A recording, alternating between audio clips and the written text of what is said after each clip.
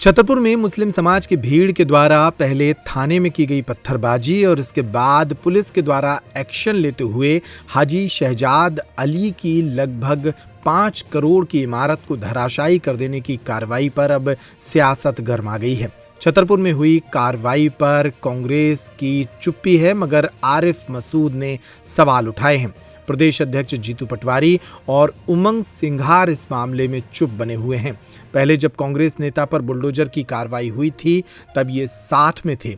ये सवाल उठाए हैं आरिफ मसूद ने। आरिफ मसूद ने कहा है कि जब समाज के किसी व्यक्ति पर कार्रवाई होती है तो कांग्रेस चुप क्यों हो जाती है। कांग्रेस की ऐसी नीति के कारण प्रदेश में कांग्रेस की ये हालत है। उन्होंने कहा कि वे इस संबंध में डीजीपी से मिलेंगे और इस मामले को हाई कोर्ट और सुप्रीम कोर्ट तक लेकर जाएंगे। सुनिए छतरपुर की पत्थरबाजी कांड के बाद आरिफ मसूद द्वारा उठाए गए सवाल। देखिए, छतरपुर में जो हुआ दोनों घटनाएं अफसोसनाक है। थाने में जो उपद्रव हुआ वो भी कहीं ना कहीं बहुत अफसोसनाक है कि थाने में इस तरह की बदतमीजी हुई जो बताया गया, जो वीडियोज आए, जो फुटेज आए। लेकिन उसके बाद पुलिस उन पर मुकदमा दर्ज करती, हम सहयोग करते। पुलिस उनकी गिरफ्तारी करती, हम सहयोग करते।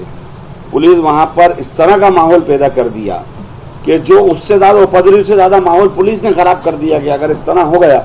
और उसके बाद एक मकान को, दूसरे मकान को एक टारगेट किया। 20,000 स्क्वायर फीट का बना हुआ मकान जिसकी अनुमति है, बैंक से लोन है, तमाम उसकी परमिशन है, उसको बिना कारण तोड़ दिया। और देखिए जिस तरह से फुटेज है कि गाड़ियाँ खड़ी हैं, गाड़ियाँ अभी हटाने का मौका नहीं दिया। तो ये तो बिल्कुल संविधान का खुला मजाक है और इस पर मेरे को बहुत अफसोस हुआ। और मैंने कल चीफ मिनिस्टर साहब से बात करना चाहिए, लेकिन उनके यहाँ कॉल पे बात हो नहीं पाई, समय दे नहीं रहा। चीफ सेक्रेटरी और डीजीपी का ये हाल है कि ऐसे मामलों में उनके यहाँ से जब भी जवाब मांगा गया है कि हम लोग मिलना चाहते हैं, आना चाहते हैं, बात करना चाहते हैं, तो ना कोई रिप्लाई होता है, ना कोई बात करने को तैयार है। तो ये प्रदेश संविधान के दायरे से चल रहा है या किधर चल रहा है समझ में नहीं आ रहा। और मैं तो कांग्रेस के नेताओं को भी कहूँगा, जीतू पटवारी जी को और उमंग सिंघार को, कि उनको तत्काल आगे आना चाहिए। ये बुलडोजर संस्कृति के खिलाफ खड़े होना चाहिए, क्योंकि अगर न्यायपालिका का उचित और लोकतंत्र और संविधान ही खतरे में आ रहा है। और उसके बाद हमारे दोनों नेताओं से मैंने कहा है कि आपको तत्काल इसमें आगे आके भाग लेना चाहिए और ये इसमें खड़े होना चाहिए। जो गलत हुआ उसका गलत कहना चाहिए। जड़वाकर मड़वाकर रख लो, राहुल गांधी को भेज दो ये पत्र, हम तो ऐसी कार्रवाई सरकार करेंगे। किसने बोला? विधायक रामेश्वर शर्मा।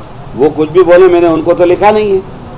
चीफ मिनिस्टर को लिखा, चीफ मिनिस्टर बोल दें कि एक विधायक पत्र नहीं लिख सकता। ये शब्द जो वो विधायक जी कह रहे हैं वो चीफ मिनिस्टर कह दें, चीफ मिनिस्टर कह दें, चीफ सेक्रेटरी कह दें, डीजीपी कह दें, फिर उसका जवाब हम देंगे। नहीं देखिए, हम तो कह रहे हैं मस्जिद के पास भी लगाओ, अंदर भी लगा दो। हम तो पूरी मस्जिदों के अंदर खुद सबको आमंत्रण कह रहे हैं कि हाँ हमारी मस्जिदों में अंदर आके बैठ जाओ, देखो हमारी मस्जिद में होता क्या, कितना शांति का पाठ होता है वो भी देख लो। लेकिन जो तांडव किया गया उस तांडव का तो जवाब दो। जो मकान ध्वस्त किया गया है उसका जवाब दो। इस तरह थोड़ी ना होगा कि संविधान की पूरी धज्जियां उड़ा दो, देश बर्बाद कर रहा हो। ये देश को हमारे बुजुर्गों ने भी आजाद कराया है, खून पसीना बहाया है, इस तरह थोड़ी ना बर्बाद होने देंगे। ये बहुत अफसोसनाक बात है। जो सवाल आपने करा, ये दुख मेरा भी है, ये दुख मेरा भी है कि जब किसी दूसरे कांग्रेस नेता की यहाँ वास्तव में अगर होता है तो सब खड़े होते हैं, तो फिर एक समाज के साथ अगर गलत होता है तो सबको खड़े होना चाहिए। और राहुल गांधी जी जितना खुला संदेश दे चुके हैं, उसके बाद क्यों कांग्रेस के नेता इस तरह की काम कर रहे हैं मैं नहीं समझ पा रहा। और उसी वजह से मध्य प्रदेश में कांग्रेस की ये स्थिति बनी हुई है।